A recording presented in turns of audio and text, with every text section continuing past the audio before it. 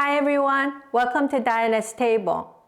Today I'm going to be making kimbap. Kimbap, as you know, is a really popular Korean food. Everybody has their own recipe, and it's the food that we used to eat when we went on a picnic with the family or going outings.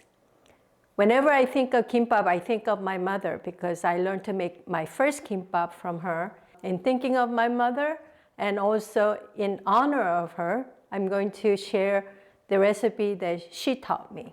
So let's get started. So I have, already cooked short grain rice here, white rice, and I'm going to season it a little bit. Japanese style, you would add vinegar and salt, but here in Korean style, I'm going to add a little bit of sesame oil and sesame seeds and a little bit of salt just to pre-season the rice. So not too much, maybe a teaspoon, same amount of sesame seeds, and maybe a teaspoon of salt. Table salt, please, or you can use kosher salt. And just, mix it well and, let it set aside and let it cool a bit. You don't want it to be hot when you put it onto the seaweed. Actually, it smells good already. Maybe I'm hungry.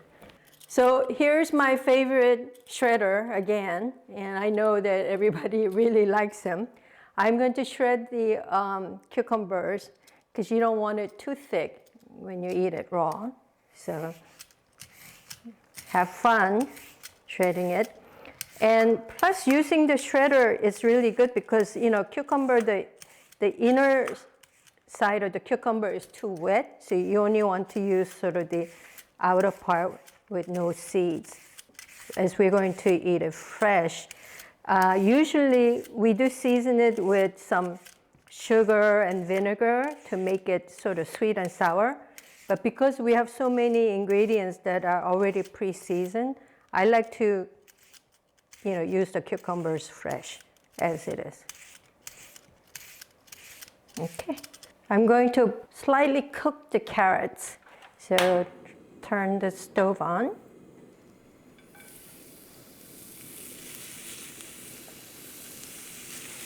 And sprinkle some salt.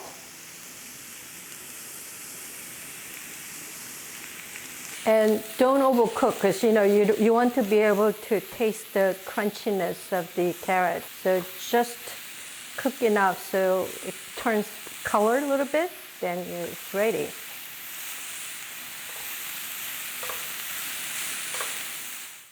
Next, we're going to make eggs, and I'm going to use probably 3 eggs here, just to show you how I make egg pancake. In the egg, just add a little bit of a pinch of salt. This is really key. You have to add a teaspoonful of water. So hopefully. Make sure you mix it really well for at least a minute because you want the egg whites and the egg yolks to be all combined completely. Put it on medium-low. It's important you don't have it too high. Stir vigorously until you're ready to put in and pour about half. Okay. One of the key points about cooking a perfect egg is being patient. Wait until, again, the color turns, then you can flip. So I'm going to flip it over.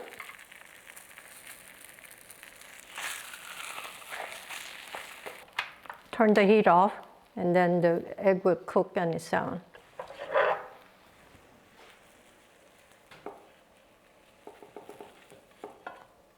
Okay. I'm going to be using this bamboo foam roller kind of thing to make kimbap. You don't really need it. You can actually use plastic wrap to make sure that the kimbap stays in that form. But it's always easier to use these. You can buy them very easily at a Korean grocery store. And You'll notice that one side has longer string and the other side is short. This is the outer end. So don't start with this from the bottom. So you put this onto the outer because you want to be able to roll it. So you don't want the string to be, the longer string to be rolling into the kimbap. Pick a seaweed. You want the shiny side to be on the bottom because when you look at it, there's a shiny side and sort of the matte side. So we're going to put the contents onto the matte side here. So you take the seaweed towards the end of the screen here. Don't put it in the middle or to the top. So you start with the seaweed onto the bottom of this. I'm going to actually show you the real basic kimbap first. So you take some rice and you have to use your hands to spread out the rice very thinly onto probably to cover the 3/4 of the seaweed. And make sure that they go towards the end. One tip is that you put your thumb towards the end of the seaweed here and spread the rice all the way to the end, okay? And you don't want too much rice because you're going to have a lot of stuffings. So the thinner the rice, better it will be because you can use more stuffing. So leave about 2 inches on the top. Okay, then I'm going to put in 1 slice of ham. And the way you start to stuff it is you don't put the stuffing at the end. You put it about the equal amount of from the top, from the bottom, so around here. You put that in. I'm going to put in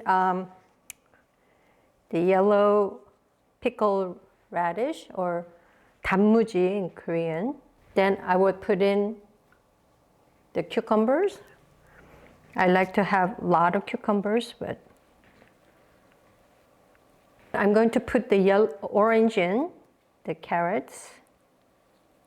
The order doesn't really matter. You just want to make sure that you get these colors and make sure that the stuffing goes all the way to the end, because if you only fill the middle part, the end part will be left without any stuffing, so that's no good.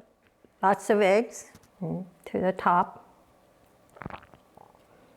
Now we are lacking something brown, so to the basic one, I'm going to add some mushrooms that's been sauteed in soy sauce and mirin. And if you're a vegetarian, all you have to do is just leave out the ham.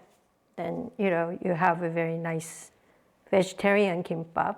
Okay, I'm ready to roll. And so you take the end like this and put your fingers closely over and roll into the rice. I don't know if you can see it. So all the stuffings will sort of go to the end of the rice here, right? And don't squeeze too hard, just firmly, making sure that it's in a roll. And then you take this out, take the roll out, and just roll naturally onto itself. And voila, it's ready. So this is what we call a real basic kimbap. I'll make some more with different variations. You can be really creative. Use any different combination of vegetables or meat or even seafood.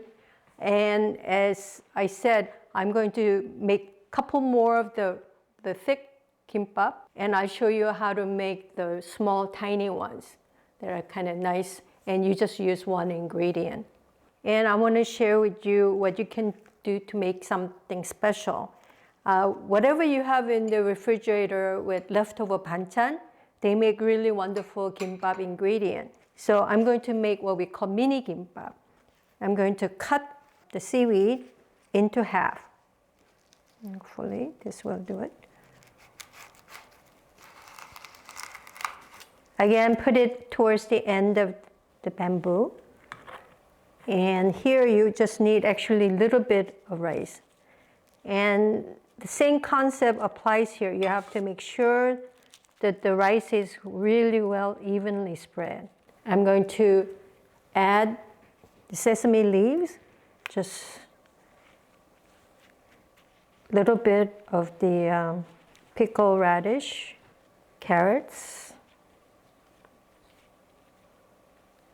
egg, a little bit of the cucumber. And this actually becomes almost like the regular kimbap, but a little bit smaller size.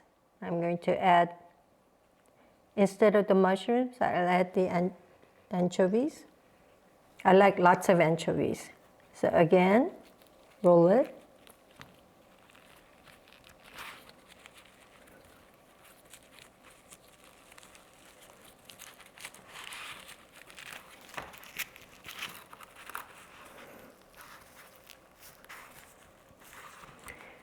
Actually, they didn't turn out to be too many. They're like sort of the medium size. So usually I use only half, so the quarter size of the seaweed. But because it's harder for you to roll, I was using half. But I think it's better to use quarter. And this is, it's really great if you're on a diet because, you're not eating as much. And I'm just going to do one spicy anchovies. And because the spicy anchovy is really quite spicy and it's got a lot of taste to it, I just add a little bit of cucumber and that's it. We'll just add 2 things. And as I said, you can do any combination that you like.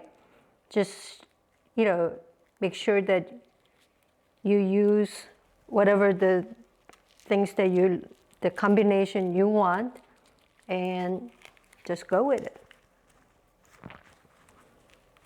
Okay, so we have the mini kimbap here. So you can see the difference in size. And this one, actually, I don't even cut it usually. I just eat it the way it is. I make a couple more and then we can plate it. Before serving, I like to spread some sesame oil over the top just to give it a little bit of a sheen. And then you sprinkle some sesame seeds. And when you spread the sesame oil, the sesame seeds obviously will stick to the kimbap better. I will now slice it and plate it.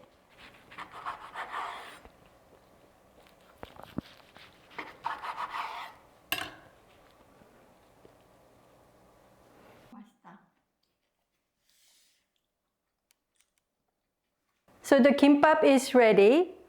We made the basic one and some special ones. As I said, you can use whatever you have in the refrigerator.